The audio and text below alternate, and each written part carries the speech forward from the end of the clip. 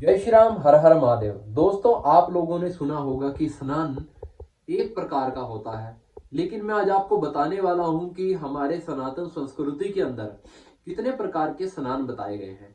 आप लोग तो या हम लोग जो आम आदमी है वो तो जल से स्नान करते हैं। अगर जल ना हो तो फिर किससे स्नान किया जाए? जैसे ठंड हो गई तो फिर कैसे स्नान करें, अपने आप को शुद्ध कैसे करें? दोस्तों, कई लोग जो है पानी गर्म नहीं आया है, ठंडा पानी नहीं आया है, पानी खत्म हो गया तो स्नान ही नहीं करते। कई लोग कई कई दिन तक स्नान नहीं करते। तो हमारे जो साधु संत हुआ करते थे तो वो कैसे अपने आप को शुद्ध रखते थे? और वो जो साधु संत होते हैं वो अपने आप को एक शुद्ध आत्मा मानते हैं, और हम भी कहते हैं कि वो एक शुद्ध आत्मा है। अगर हम बात करें कि हम शुद्ध कैसे होते हैं, हमारे अंदर एनर्जी कैसे आती है, तो हमारे शरीर के ऊपर वायु के द्वारा जो है बैक्टीरिया बैठ जाते हैं, जो कि हमारे छिद्रों में चले जाते हैं और हमको जो है मानसिक रूप से अलकसी बना देते हैं। मतलब कि हमको थोड़ा सा नेगेटिव कर देते हैं वो। तो हम जब स्नान करते हैं तो वो जो बैक्टीरिया होते हैं, कीटाणु होते हैं, हमारे शरीर से पानी के द्वारा हट जाते हैं और हमारे छिद्र खुल जाते हैं, और हमको हमारे छिद्रों में जो है एक अच्छी हवा जाती है और हम जो है एक्टिव हो जाते हैं, हमारे सेल जो है चार्ज हो जाते हैं। तो इसी प्रकार से हम हमारे यहाँ पर कितने प्रकार के स्नान बताए गए। आज मैं ये वीडियो इसलिए बना रहा हूँ कि ताकि सारे सनातनियों को ये पता चल जाए कि हमारा सनातन कितना सर्वोच्च है, कितनी बड़ी इन्होंने हमारे सनातनियों ऋषियों ने कितनी बड़ी बड़ी रिसर्च कर दी है। उसके लिए मैं आपको पहला स्नान बता रहा हूँ दोस्तों, जल स्नान, जो कि आम एक इंसान करता है। जल स्नान, ठंडा हो या गर्म, कई प्रकार के जल से स्नान करता है, उसको बोलते हैं जल स्नान। दूसरा है अग्नि स्नान। अब लोग कहेंगे कि अग्नि स्नान क्या होता है? दोस्तों, जब साधु संत जो है अपना एक धुना लगाते थे, सुबह सुबह उठते थे पहाड़ों में, तो वहां पानी की बड़ी समस्या होती थी, क्योंकि वहां पर पानी शायद ठंडा भी होता था, तो वो नहा नहीं पाते थे क्योंकि उससे उनकी तबीयत भी खराब हो सकती है। तो वो क्या करते थे, सुबह उठते थे, अपना कपड़े निकालते थे, लंगोटी में बैठते थे धुने के सामने। तो उस धुने के अंदर वो घी क्या एक चम्मच डाल देते थे, अग्नि प्रचलित होती थी, उनकी चाय भी बनती रहती थी, और वो आंखें बंद करके 10 मिनट के लिए उसके सामने बैठते थे। तो जैसे ही अग्नि उनके शरीर पे लगती थी तो उनके सारे बैक्टीरिया नष्ट हो जाते थे, उनके सारे सेल जो है चार्ज हो जाते थे।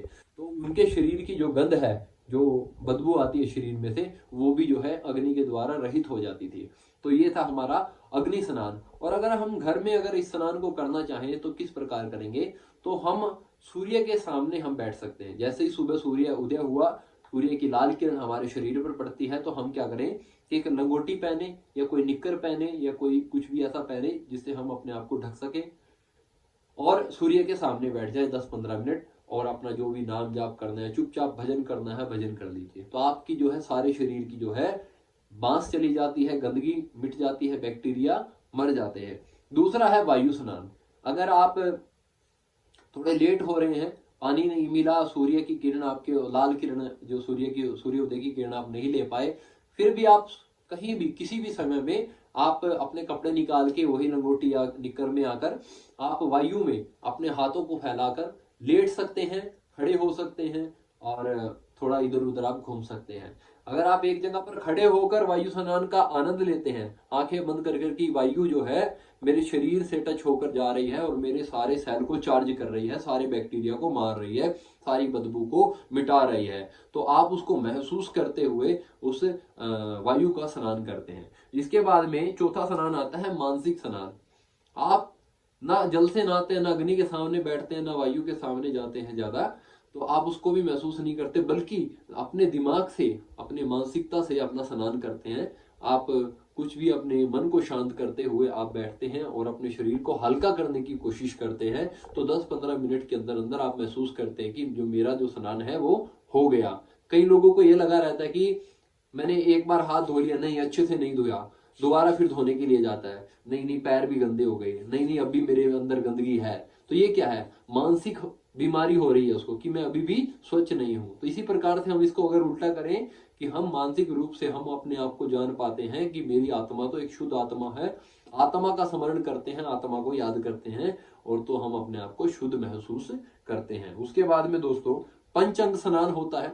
अगर हमारे पास पानी है, गर्म नहीं है, ठंडा पानी है या थोड़ा पानी है, तो हम अपने 5 शरीर के अंगों को धोकर अपना पूजा पाठ कर सकते हैं। पैर धो सकते हैं, हाथ धो सकते हैं, आंखें धो सकते हैं, कान धो सकते हैं, मुंह धो सकते हैं।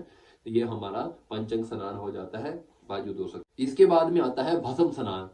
मिट्टी से भी आप अपना स्नान कर सकते हैं दोस्तों। मिट्टी के अंदर भी बहुत सारे ऐसे बैक्टीरिया होते हैं जिनसे हमारे शरीर की बैक्टीरिया नष्ट हो जाते हैं। आप अपने शरीर पे मिट्टी लगाकर और अपने शरीर को किसी भी कपड़े से साफ कर सकते हैं। और अगर आपके पास में पानी है तो आप मिट्टी से स्नान करके, भस्म से स्नान करके अपने शरीर को साफ कर सकते हैं।